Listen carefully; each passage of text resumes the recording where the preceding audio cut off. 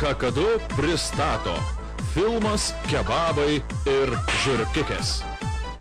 Jis gyvena pavojingu metu, pavojingame rajone. Kasdien jo gyvybei, garbei ir orumui gresia mirtinas pavojus, nes bachuriukai nesnaudžia. Todėl Morozas priverstas kovoti už savo vietą po saulę. Jo galva puošia kovotojo kepurikė beisbolkė. Krūtinę dengia šiuolaikiški šarvai, treningiukai su vadinamom poloskėm, kojos su smailiais mokasinais, įkištos į baltas kojinikės.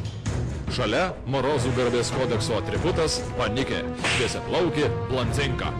Morozas turi mašinikę, antros laidos golfuką, su trečios laidos bamperiais ir spoileriais.